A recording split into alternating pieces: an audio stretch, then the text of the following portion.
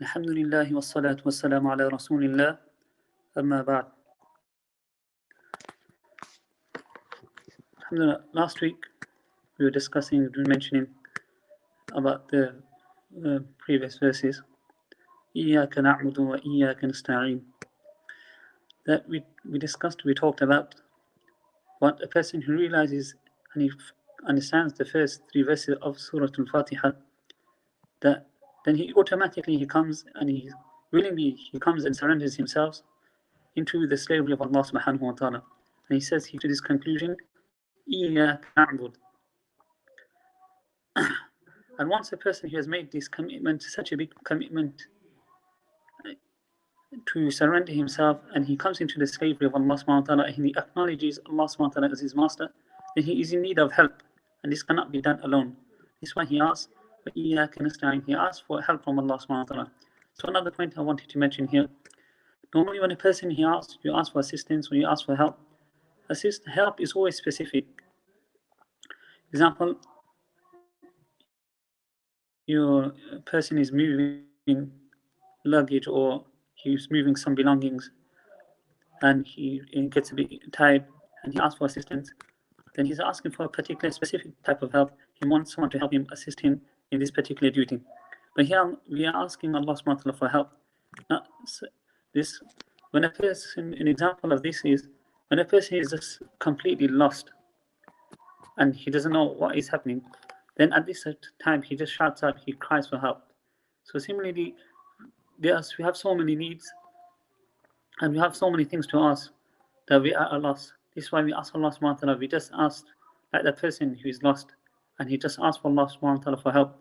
In the same manner, we ask Allah subhanahu wa ta'ala for assistance. Iyyaka nasta'in.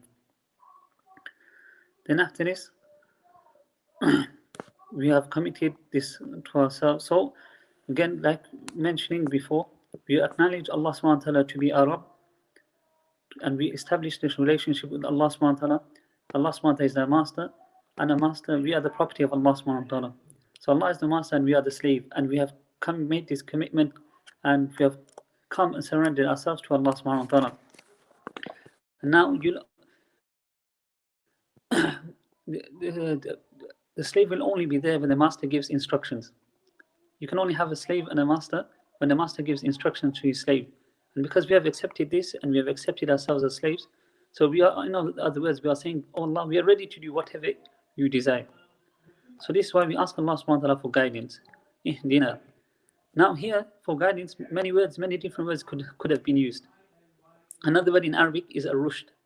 Ar-rushd could have also been said, ar-rushidana, but here the word hidayah, ihdina was used. So what is hidayah? And it comes from the word hadiyah. Hadiyah is a gift. Now, for Arabs, in the desert life, the greatest gift a person could receive was guidance. Yeah, you could give a person who's lost in the desert, if you gave him food, or you gave him supplies, you would benefit him, but it would only be temporary. How long would the food last? How long would the water supply, would the fluids last? What the person needs is directions, how to get himself away from the desert. So similarly, we are asking Allah subhanahu wa ta'ala, in the same way, the greatest, we are asking Allah subhanahu wa ta'ala for guidance. So subhanallah in Arabic. And normally when guidance is given, generally, then it's just information. People give information. A person who's lost, he wants to reach a particular destination, you ask for guidance, or your sat-nav, he gives you guidance, he gives you directions, you're just given info. Your counselor, your doctor, he gives you guidance. This is all, we just receive information. But the guidance of Allah subhanahu wa ta'ala is more than just information. With information, it's included, guidance also includes information. But more than this, the guidance of Allah subhanahu wa ta'ala is the strength to make the right decision. That we're asking Allah subhanahu wa ta'ala not just for the knowledge, but also the strength to make the right decision. How many times do we see that person, he knows what is right, he knows, but despite this, he doesn't have the strength to make that decision. So this is in Hidayah, this guidance, both of these things are included. That the information as well, but also the strength to make the right decision. And this guidance, asking guidance once is not just once is not enough. The person who asks, he has to ask Allah subhanahu wa ta'ala for guidance again and again, regularly. That's why some people they compare guidance with water. The comparison is given. Like a person, he constantly needs water. He can't say that, don't worry, I drank water yesterday, don't need it today. Similarly, in the same manner, we have to ask Allah subhanahu wa ta'ala for guidance all the time, regularly. And his guidance, like water, a person, he drinks water and he finishes. Similarly, a person, he has to ask for guidance again and again, all the time. We are in need of the guidance from Allah subhanahu wa ta'ala. So we constantly ask all the time, we ask for guidance from Allah subhanahu wa ta'ala. And then after this, Allah subhanahu wa ta'ala, he mentions, Ihdina as-sirata al-mustaqim. Commonly, we translate this as, guide me to the straight path. Now here, we won't include the technicalities here, but here, there are a few meanings that are included here from the grammatical aspect. The few meanings are included here. Just cut short, brief. That three meanings. One is guide us to the straight path. Ihdina ila as-sirat al-mustaqim. Secondly, guide us through the straight path. Ihdina lis-sirat al-mustaqim. And thirdly, guide us all the way to the end. So there are three implications here. So again, by the way, another point here is, when a person, you normally ask for directions, we ask directions for a place, not to a road. But here Allah subhanahu wa ta'ala is saying, guide me to the straight path. So we are asking Allah subhanahu wa ta'ala for direction to a path, not a destination. Normally when he asks, okay, how do I get to London? Or how do I get to the supermarket? Or how do I get to the masjid? We ask for a destination. But here Allah subhanahu wa ta'ala, the words used, guide me to the straight path. Meaning Allah subhanahu wa ta'ala is trying to tell us, that person, whoever gets onto this path, then automatically this is enough. You don't need to worry about the destination. A person will automatically, he'll reach the destination. So firstly, there was three implications. Firstly, includes Ihdina as-sirat al-mustaqim, includes the meaning of to the straight path. So this meaning has been covered. And secondly, through the straight path, because you get a certain group of people that are very nervous. So when, example, they've asked for instructions, they've asked for guidance, they're on the phone, and they say to the person who's giving them the guidance, don't hang up on me, stay with me, I still need help, I still need support. So the person, he stays on the phone and he continues to give directions, and he asks, okay, where have you passed by? Have you passed the traffic lights? Have you passed the roundabout? So similarly, we ask Allah subhanahu wa ta'ala for this type of guidance. Now, guidance through the straight path. The idea is that of ma'iyah, that help that Allah, this throughout the person's life, Allah subhanahu wa ta'ala support and is there. And thirdly, all the way, make sure all the way to the end, guide me all the way to the end of the path. Because in one verse in the Quran, Allah mentions, Alhamdulillahi alladhi hadana lihada wa ma kunna linahtadiya lawla an hadana Allah. All praise belongs to Allah subhanahu wa ta'ala, who has guided us. And we would not have been guided had Allah subhanahu wa ta'ala not guided us. So because you get many people that might start a journey, on the journey, they've gone and they've overcome many obstacles, but many people, they don't reach the end. Like many Muslims, you might see, they were reading, they were reciting, they were practicing, but they did not reach their destination, but they went off track. So this is why when we ask Allah subhanahu wa ta'ala, we should try and remember, we're asking directions, hidayah, guidance to the straight path. And we're asking for the help of Allah subhanahu wa ta'ala through this. And we're asking Allah subhanahu wa ta'ala that He assists us and makes sure that we reach the end of this path.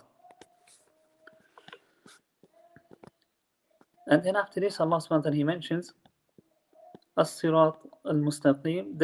Okay, what does the word as-sirat mean? The word sirat means path. But many words in Arabic are used for the word path. The other words are like tariq. Tariq also means path. Sabil also means path. Like we hear in Arabic many times, you might have heard, fi sabilillah, in the path of Allah subhanahu wa ta'ala. So what's the difference between saying sabil tariq. What is so special about sirat? So sirat is unique for a couple of things. It includes a few meanings. Number one, the sirat means something, the path which is wide, is not narrow.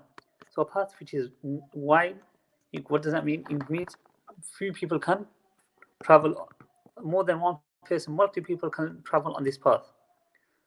And secondly, sirat means something which is straight, has no bends. This word originally comes from the word surat. Surat is a sword which is straight, it has no bends. So simply this path is straight, it has no bends, it has no turns.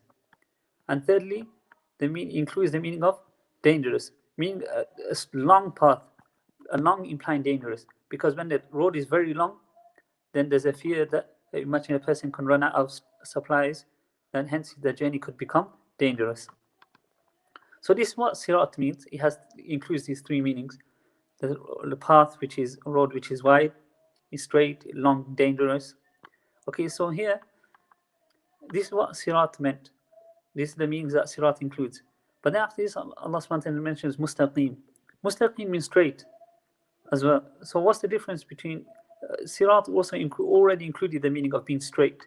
Like I mentioned, it comes from the word surat, and surat means a sword which is straight. So why add the word mustaqim? So mustaqim comes from the word istiqama, and which this means straight up. Like wazinu bil qistas al mustaqim, stand with a straight balance. It comes from al-qiyam, al-qa'im, to stand straight. In other words, this is the path which is going up, the path which is rising.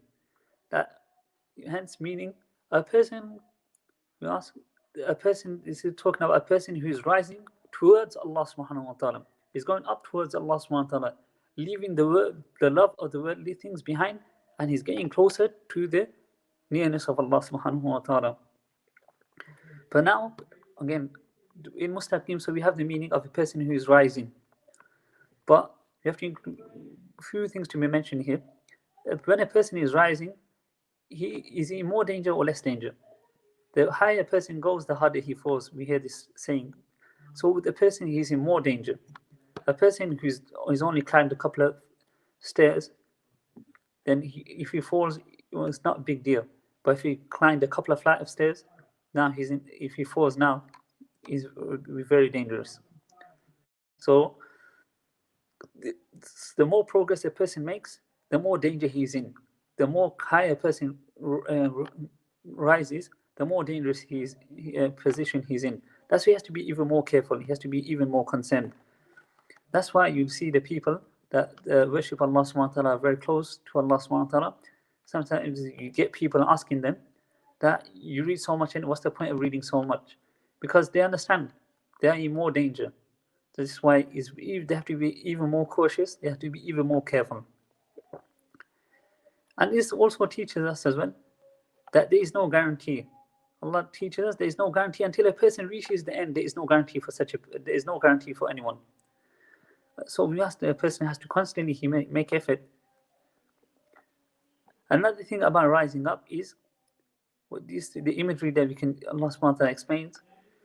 The higher you go, he goes, then his view improves, his vision improves.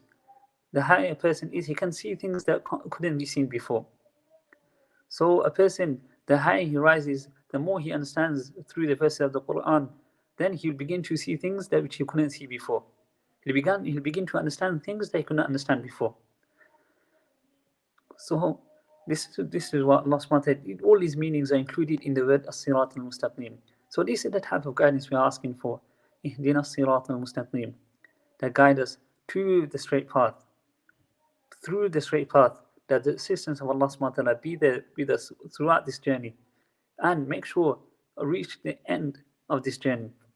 And remember, as-sirat al-mustaqim is a person who's rising, so the person has to be extra careful, extra cautious. But at the same time, the more a person rises and gets closer to Allah subhanahu wa ta'ala, the more his vision will improve, the more insight Allah subhanahu wa ta'ala will bestow upon this person, the more wisdom Allah subhanahu wa ta'ala will bestow upon this person. And so may Allah subhanahu wa ta'ala give us the ability to understand and ponder upon the verses of the Quran, and inshallah we'll conclude, we'll continue from here next week. Subhanallah wa bihamdihi, subhanallah.